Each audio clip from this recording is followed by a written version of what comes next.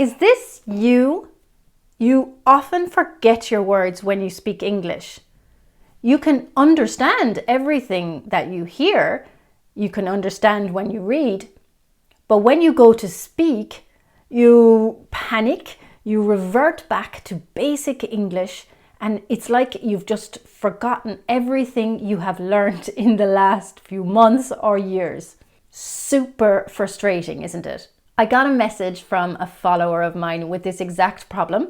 And I know this person is not the only one. I get lots of these types of messages that people cannot remember vocabulary, or they cannot remember different ways of saying things, even though they understand them when they read them or when they hear them. So I'm going to give you some tips in a little bit about how to remember vocabulary and how to come out with the right word exactly when you need it.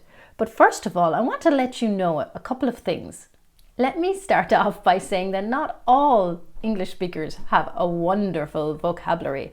We tend to use the same words over and over again. So don't be so hard on yourself if you can't come up with a fresh answer every time someone says hello to you.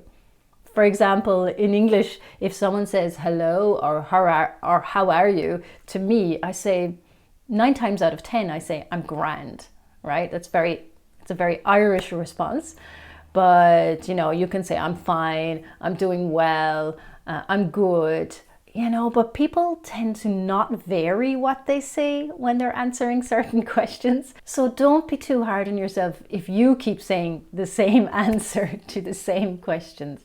Point number 2 is that native speakers don't always have the right word at the right time exactly when they need it. We can be really awkward. We might not have the right words, or we might stay quiet because we don't know what to say.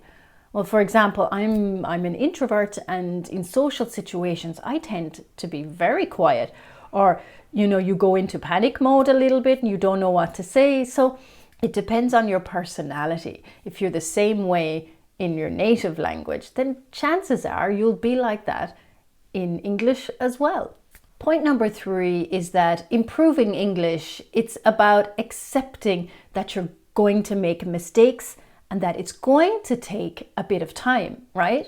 It doesn't happen overnight or in 1 week or 1 month or in 3 months like you hear in some videos on the internet. And as I said, you're going to make mistakes, and it's not the end of the world. The problem is when you start putting really high expectations on yourself and you start feeling bad or feeling guilty or being hard on yourself because you haven't thought of the right word exactly at the right time. Because if you do put this pressure on yourself, chances are that you will panic a little bit. The cortisol and the adrenaline will rise in your body. And you know what happens when that happens? If you get stressed, basically the blood goes to your muscles instead of to your brain. It's called fight or flight mode. And it basically works against you because your brain isn't able to work as it should. Your body just wants to get out of that situation. And so all the blood goes to your muscles. So what's the takeout from this? What we need to do is not be so stressed and to relax a bit more. How do we do that? It's to not set such high expectations of ourselves and to accept that making mistakes is part of learning a language, and just not to be so hard on yourself. A little story for you. My sister moved to Italy many years ago, but she moved with barely a word of Italian, and she took maybe 3 formal Italian classes, and of course she had Italian books and everything, but really it took her a long time to become fluent, slowly but surely. But the most important thing is that she never beat herself up. She was never hard on herself. She was actually quite gentle on herself and accepting that she was going to make lots of mistakes, and that was okay. Even if some of her friends or family made fun of her, she didn't take it personally. And she knew that was just part of learning a language and fitting in to a new country. As a matter of fact, I'm going to be talking to my sister on this very topic in my Fluency Club next month. If you would like to watch this conversation and also learn the vocabulary, the grammar, the pronunciation, and the expressions from this video as well. I do it with a new conversation every month, and it's quite fun because the accents change every time. So if you'd like to be part of that, click in the description below and you'll see the link there. Now, I promised you at the start of the video that I was going to give you some tips on how to retain, how to keep this new vocabulary, and also how to produce the vocabulary that you learn. But first, we need to figure out how you're actually learning first. So maybe you're reading books in English, of course. Maybe you're listening to podcasts or watching Netflix or watching TV. But are you actually writing any of this new vocabulary down? This is very, very important. But Kathryn, I am writing it down and I still can't remember the vocabulary.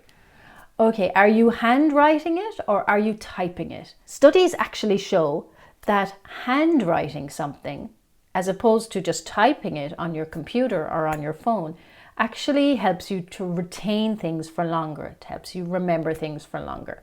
So you know the meaning of these new words.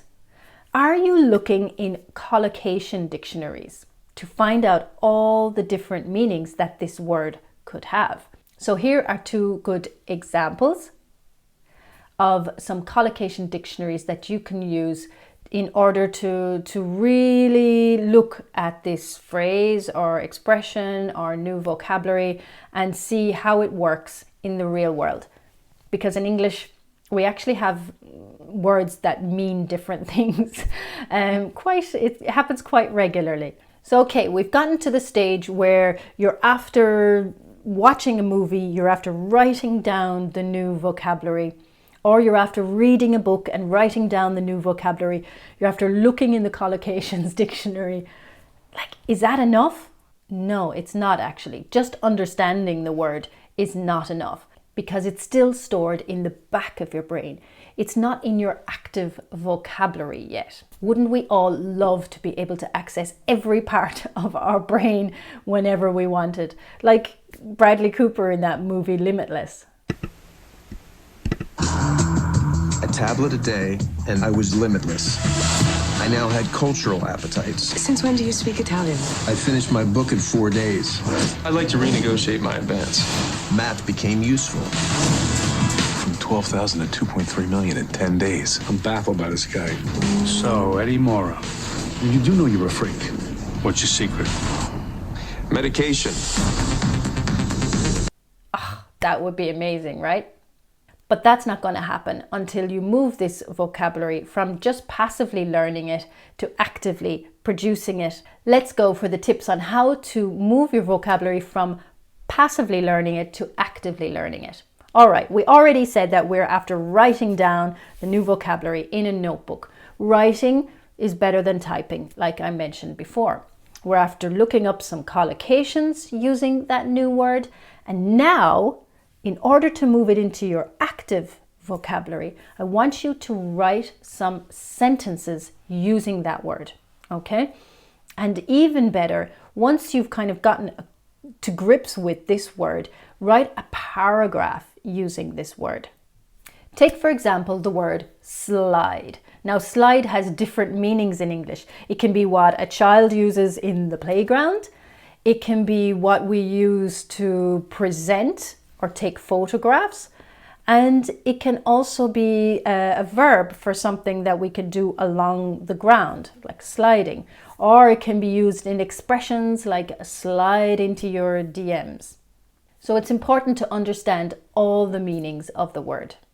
Next, write a paragraph on this word, like I've done with this word slide. Hold on, I'm going to read it here. I used to love going down the slides in the playground when I was a kid. However, whenever I slid on slippery ground, I would start crying, so sliding wasn't always fun. Now, as an adult, the only sliding I do is making slides for my English teaching classes. Next, and I think this is one of the most important things, you need to be able to say these sentences, speak these sentences, because actively producing it from your mouth is one of the most important steps in moving the vocabulary from your passive memory to your active memory. I've mentioned this before in some of my videos, that recording yourself and listening to yourself back is a really important step. So just get your phone, record yourself on the recording app, and then listen to yourself back. If you don't like the pronunciation, try it again. So this is really important because you're using all the senses here. First, you've written it down using your handwriting. Secondly, you've looked up a dictionary on what this word means. Thirdly, you've written your own sentences using this word. And fourth, you are after speaking this sentence or the paragraph, recording it and listening to it back. So all of these steps mean that you can move it from your passive vocabulary into your active vocabulary. Now, the last step, and this is a very important step as well, is to review your vocabulary on a regular basis. Now, how often do you need to review it? Well, there's a method called the spaced repetition method, and it roughly goes like this. So you learn the word, 3 days later, you look at it again. 7 days later, you look at it again. Then 14 days, and then 1 month, and then 3 months, and then 6 months. So what does reviewing mean? What do you actually just have to read it? Is that enough? Reading it out loud, maybe even writing a new sentence with that word, that will all help to keep it in your active vocabulary. Now, this all seems like a lot of work, doesn't it? I know you're thinking this, that it seems like a lot of work to do for every bloody word that you learn. But in fact, like I said before, the amount of vocabulary that we do use tends to be repeated over and over again.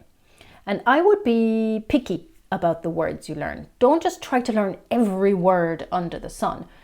Try to learn words that you know you will use, right? And do it with words, even with words you think, oh, I know that, I'm going to use that. The chances are you won't, even if you understand it very well. So do it with words that you know that you want to use, that you can use, that you will have the opportunity to use, not random words that you probably will never use, that you've heard and that you think, oh, I'm not sure. So really be picky about the words that you learn. Unless you have a lot of time and you can learn lots of vocabulary, then go for it. Write down as many words as you can and review them often. So I really hoped that helped, and that you're going to take on board my advice about not being so hard on yourself, about moving your vocabulary from your passive vocabulary to your active vocabulary so that it stays in your memory and you will be able to use it when you need it in conversation. And remember, Rome wasn't built in a day. It takes time. So don't be so hard on yourself. Thanks a lot, and see you in the next video.